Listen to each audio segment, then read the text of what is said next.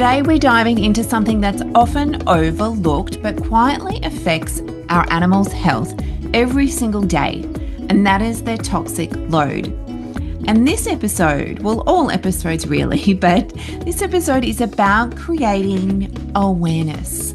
It's not about instilling the fear of God into you or putting pressure upon you or overwhelming you. It's about bringing awareness to a very important topic in pet health. When we understand what toxic load is and how it can build in our animals over time, we can then start making small, gentle steps to reduce it. And when we make those small, gentle steps, that is where the change happens. We're not getting all stressed about it. We're not getting all overwhelmed thinking we have to do everything yesterday. We're taking it one step at a time. Hello and welcome to the Natural Animal Podcast. I'm your host, Ruth Hatton.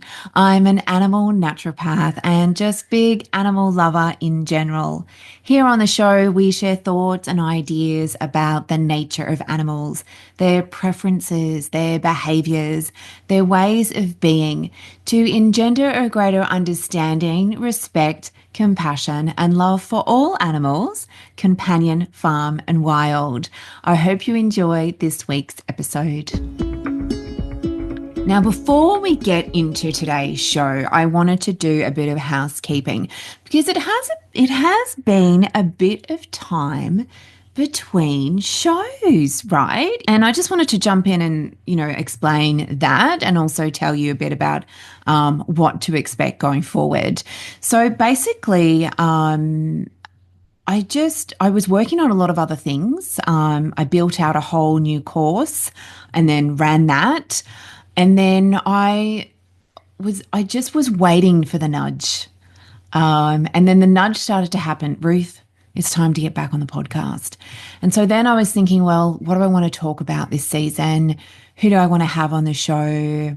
So I was doing a bit of kind of like background research and brainstorming around what this next season of the show would look like.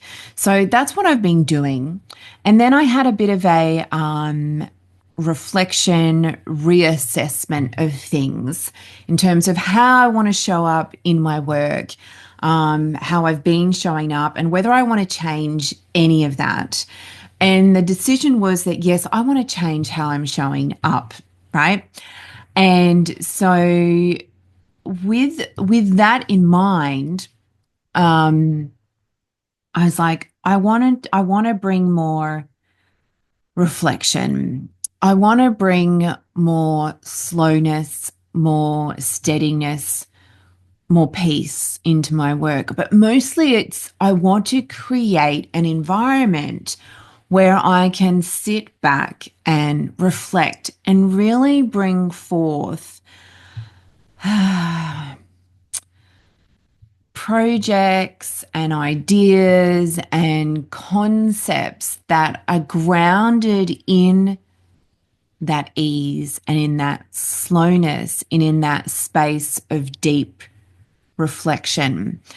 That's where I'm at in my life. And, the business can be a reflection of that.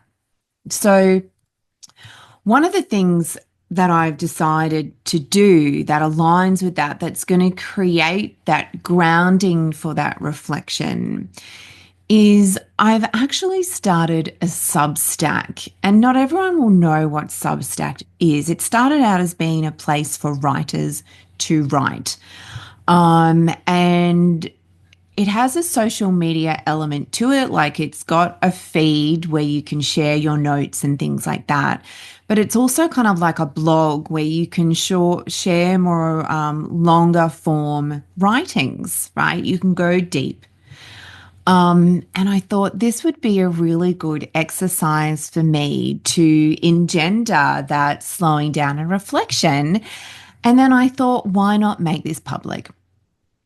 Hence Substack. Now, then I'm thinking I'm already running 2 businesses and a podcast and a newsletter and a blog. How in the world do I fit a Substack into that as well? But I really, really want to have a good stab at it, which means I'd need to create space for it. And so one way that I'm creating space for it is spreading out the podcast episodes. So creating more space between episodes. So before it's been weekly episodes, I'm moving forward. I will be doing fortnightly episodes because in the week that's not a podcast week, I'll be writing on Substack, right? So this is somewhere you can follow me in both platforms, right? As well as the social media, the Instagram and what have you, and signing up to my newsletter and all that. You can do all of it, or you can just do the bits that resonate with you. But the Substack is called With the Animals, and I haven't officially launched it yet. This is part of that launch, I suppose. But it is a space for the quiet moments, right? For the pauses between the doing, where connection deepens and where healing begins. It's a place to reflect on what it truly means to care for another being, like, our animals, right? Soulfully, holistically, and in rhythm with nature. And so I'm going to be sharing the deeper threads of my work as an animal naturopath, pet nutritionist, herbalist, and energy healer. And it's all going to be rooted in this deep love for Earth and for the beings that we share her with, the animals mainly. So if that sounds like something that you would be interested in being a part of, I'll pop the link in the show notes there. But if you just search my name, Ruth Hatton, on Substack, you should find me. So yeah, bringing in that new outlet, that new offering. It is a free offering at the moment. I am looking at building on that and essentially then creating some more subscriber, like, paid offerings. When you do a paid subscription, you get these extra bonuses, but I'm just feeling my way around it at the moment. So at the moment, everything on there is free. And it's just an opportunity for you to go a bit deeper with me, right? But yes, bringing it back to the podcast, fortnightly episodes from here going forward. That also gives you more time to listen to each week's episode, because I know some of them can be really long, but yeah, so I just wanted to update you on that. I think that's all, and I'm pretty excited, pretty pumped to get into this week's show. So let's do it. Now, I want to tell you a story first. So the other day, I was at my local pet store picking up some food and kitty litter for my cats. And while I was waiting at the counter to pay, there was a lady in front of me buying a flea treatment for their cat, one of the common commercial brands of, flea medication that you see everywhere. It was one of those multi ones, so it also did, I don't know if it was flea tick worm or if it was just flea tick. But as I stood there, and this often happens, like if I'm standing behind someone in the pet shop, I do notice what they're buying, and then I had these thoughts that come into my head. And so, and I'd love to say, hey, there's another way. But I don't like to bombard people with my ideas, without being asked, right?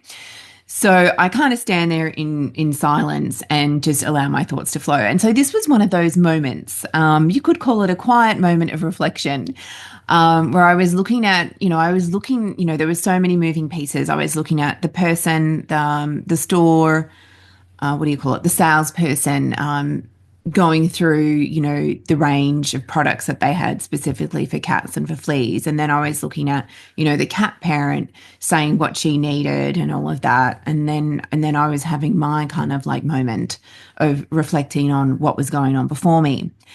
And, I've bought those treatments in the past too, those medications in the past as well, a long time ago now. But, yes, I used to treat my animals with these, common commercial parasite treatments. And so this wasn't, and it isn't about judgment at all. It's just that moment of reflection and knowing and observing, right? And these products are marketed as safe and necessary and routine. But what many people don't realize is that those little tubes or tablets, just like other medications and processed foods and plastic bowls and household cleaning products, these can slowly add to the toxic burden in our animals' bodies. Now, flea treatments in particular, especially ones that are applied to the skin or given orally, contain chemicals that are designed to stay in the body and kill parasites over time. And if the body isn't supported in eliminating those substances, the chemicals in those substances, right? Those chemicals, those toxins can accumulate. And that's when toxicity starts to build. So, with that all going on in the back of my head, with that just knowledge, that automatic knowledge that I have about the impacts of these things, I found myself thinking, oh, there are safer ways that you can, prevent your cat from getting fleas. This cat's going to need some detox support. So, I would have loved to have said that to this lady, but she might have been like, mind your own business, which is fair enough. Like, I can't just go around spreading. I mean, I could, I suppose, just telling everyone what I think, right? Just butt in and, excuse me, you shouldn't buy that. Da, da, da, da. It's not my business, right? Unless you turn around and say, hey, what's your opinion? Then I'll be glad to share it, right? But these were the thoughts, like I was having the conversation in my mind. It's like, oh, there are safer ways and this cat's going to need some detox after this. It was just such a simple, everyday moment, but it reminded me just how normalized these products have become, and how easy it is to overlook the long-term impact they can have, right? Like we don't even think about it. It's just this, I need to buy this because my cat's got fleas, or I don't want my cat to get fleas, and so I'm just going to go buy it. And there's no real consideration around the big in capital letters sign on the label of these products that say poison, right? If they're poisonous for humans, they're poisonous for animals too. So I mentioned how, over time, these things can build up what is called, a toxic burden or a toxic load. And what is that? Well, toxic load is the accumulation of toxins in the body over time. And toxins, when we're talking about animals, our cats and dogs are beautiful companion animals. I mean, all animals are beautiful, obviously, but our beautiful companion animals that we have direct care over, that live in our homes with us, that are part of our families, they are exposed to a lot of toxins. Toxins can be found in their food, in their water, in the plastics, the plastic bowls that they eat from, the plastic packaging of their food, medications, in cleaning products, in garden sprays, in fibers like synthetic pet beds or blankets, or your own clothing and your own linen. Because hands up if your animal lies on you, hands up if your animal lies on your bed, hands up if your animal lies on your couch, on your throws, right? These are all potential sources of toxins, right? So your pet's body is constantly working to process the ingredients or these substances that are part and parcel of these products. And when there's more coming in than going out, it builds up. That is toxic load, right? So I always like to use like the little thermometer example. So there's going to be like a stable point within each animal about what they can tolerate and what they can't tolerate. In like the pharmaceutical world, in the pharmaceutical world, it's kind of like maximum tolerated dose, right? And so I would see that if you imagine a thermometer and, right at the top, it's like red. And when it's filled up, it's like red, red, screaming out, emergency, emergency. Thermometers don't do that, but that's what I've got in my mind, right? So it hits the red mark and it's kind of like, oh my God, it's at capacity. Down the bottom, it's like, we're all good, it's nice and cool. And then with each individual animal, there's going to be a different threshold, right? Threshold level or maximum tolerated dose. And we don't even want to go near that maximum tolerated dose, but we want to get to that point where they're fine with it. That's what they can tolerate. That's what their body can handle without having a negative side effect, right? And for every animal, it's going to be different. So when that thermometer is spiking, when it's going up, it's getting hotter in here, right? When those toxins are building up, we get to that emergency. Oh my God, an alarm's going to go off. There is too much here. It's too hot in here, right? And so we want to avoid that creep, that toxic load getting higher and higher and higher. I hope that makes sense. I just made that up off the top of my head. I've got some notes here and that is not in the notes. Let's see if you can tell what's in the notes and what's my ad-libbing. That was definitely ad-libbing, right? So that toxic load is that buildup of toxins in the body. The body has not been able to eliminate the toxins. The body has not been supported in eliminating those toxins, right? And the body has that ability, right? The body has elimination channels, but over time, those elimination channels can get, for want of a better word, clogged up, like your kitchen sink, right? Or in my case, because I got a lot of hair, and as much as I try not to let it go down the bathroom plug, I still get hair in my bathroom sink, and it clogs up the sink, and I have to get the plunger and pull out that nasty stuff. Right? So that can be what's happening inside your animal with the toxins. And we need to plunge those toxins out, but let's do it in a gentler way than that, right? So over time, when that toxic load increases in your animal's body, we can start to witness things like skin irritations, digestive upset, behavioral changes, weakened immunity, and sometimes more serious health conditions, right? A toxin in the body or a buildup of toxins in the body creates inflammation. Inflammation creates disease, right? And so this is why the toxin piece is part of what I call stable health foundations. In every wellness plan that I write for my one-on-one pet parent clients, there's a paragraph at the beginning that never gets changed, and it speaks about the importance of optimal nutrition and a low toxic load, right? And that is for building, those stable health foundations to prevent disease and also to facilitate healing from disease, right? So the body over time, the toxic load increasing, the body will react with inflammation, and then over time we see disease. That's pretty simple, right? And your animal may not be able to tell you with words, mum, human mama, human dad, my toxic load is through the roof. Help me, right? But their body is always communicating with you. And when the toxic load gets too high, those signs can start to show. And that's the way that the body is communicating. So that's why if someone comes to me with their animal and they've got skin issues, you can guarantee that I'm going to be looking at what are the toxin contributors? What are the factors contributing to toxic load? Let's minimize that. Let's reduce that wherever we can, because that is going to help your animal, right? So why does this matter? Well, I've kind of spoken about why this matters, right? It's health. It's health. It's achieving that optimal state of health so our animals can be happy. But it matters more for our pets because they are more vulnerable to toxins than we are. They are smaller. They spend more time on the ground. And hello, they're on the ground naked. They don't have a protective layer of clothing, right? And then they lick themselves and they're licking the ground.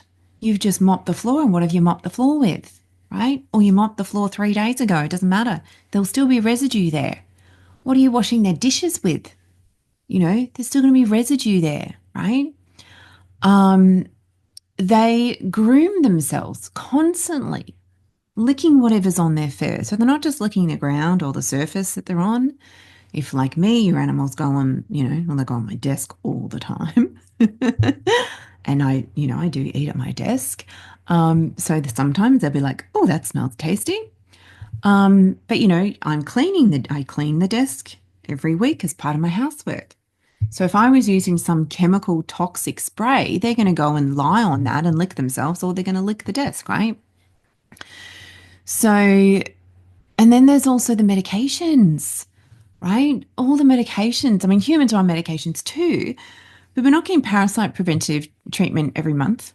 We're not getting vaccinated every year. Well, some people are, right? Especially since COVID, or, even before then when flu vaccines became a thing, right? And then there's, everything that's in their food, and that's obviously similar with humans too, right? But they're smaller. They don't wear a protective layer of clothing. They groom themselves constantly. They're not jumping in the shower and the shower's doing their job. They're doing it with their tongue, right? So their exposure is much greater. So their systems can become overwhelmed, and then we're left treating symptoms without seeing or understanding or respecting the root cause. And that's why this matters. Because when we reduce the toxins going in and support elimination, what's coming out, we're not just treating symptoms, we're creating lasting health. We're looking at one of the contributing factors to dis-ease, right? So this might feel overwhelming because I've listed throughout this chat so far, I've listed off a whole number of different things that will be contributing to your animals, or might be, depending on what you're using in your home, what you're feeding them, what you're washing them with. It can create overwhelm, and I get that. And I want you to know that you don't have to change everything overnight. I do not expect you to do that because, that's just crazy, right? I don't want to stress you out. And when we go into panic stations and think, oh my God, I have to change all of this and I need to change it now, that just creates more stress in our life. That's not going to serve us, and it's not going to serve our animals.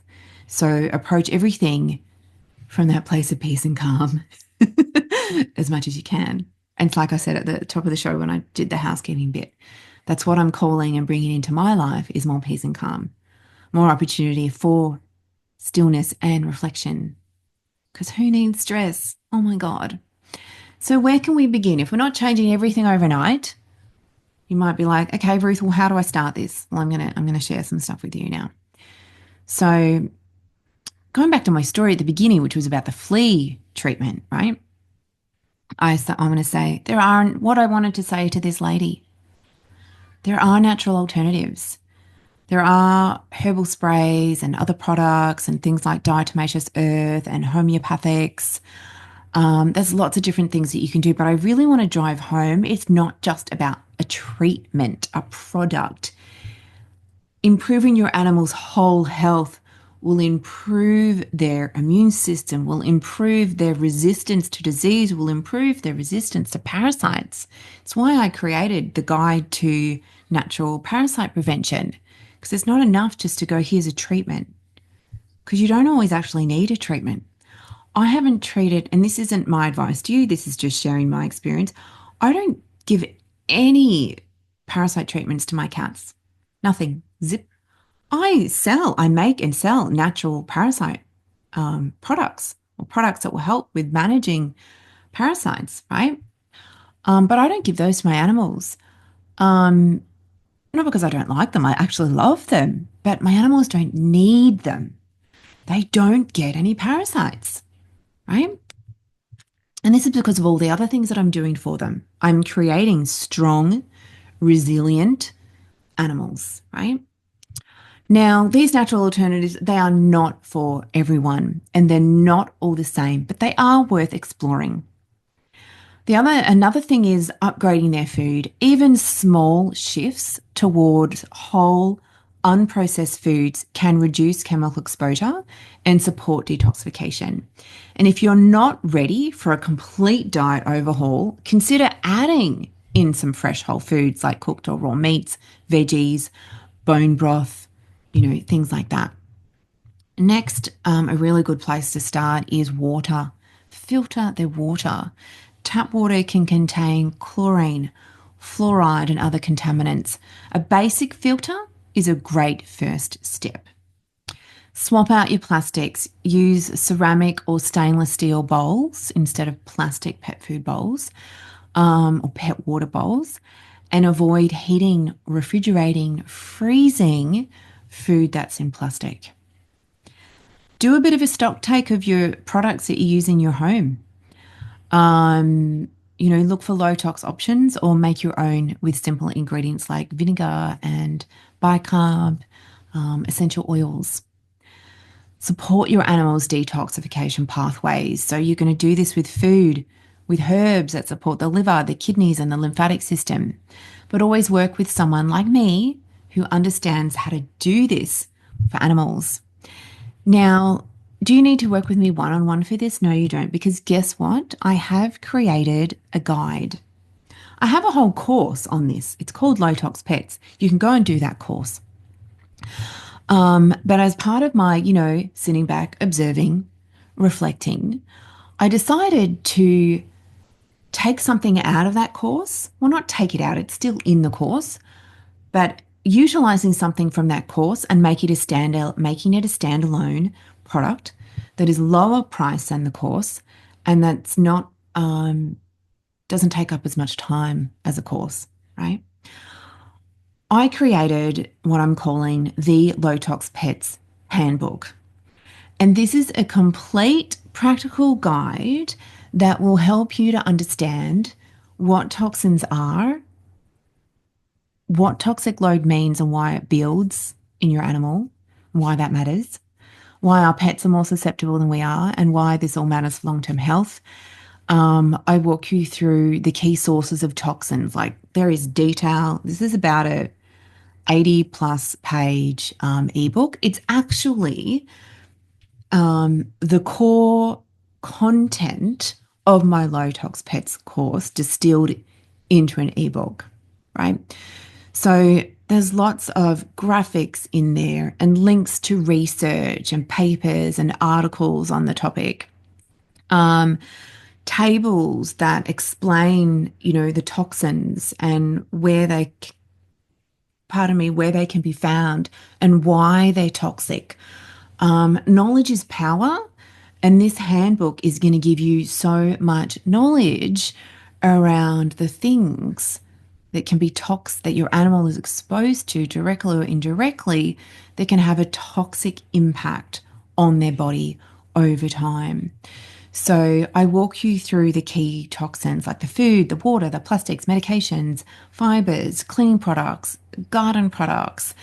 And I also offer you realistic low tox alternatives in every single category. There's a whole section on low tox strategies that cover each of the sources of toxins. There's also a section in there about supporting your pet's detoxification processes naturally, using foods, using hydration, using gentle herbs, and making smarter choices without overwhelm and without anything extreme, right? So whether you're new to this or already on the journey, this handbook will meet you where you're at and help you move forward with clarity and confidence. You can download a copy from the link in the show notes, or just head to my website, ruthhatton.com, and click on the library and you'll find it there in the ebooks section.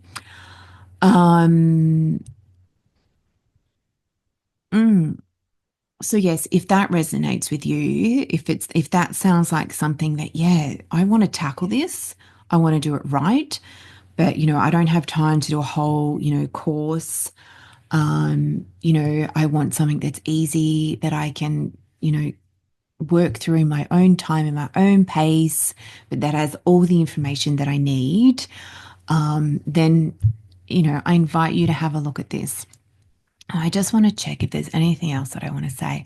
I don't think so. I think that gives you really good grounding, a really good starting point on this topic of toxins and our pets and how to keep it in check and how to support them.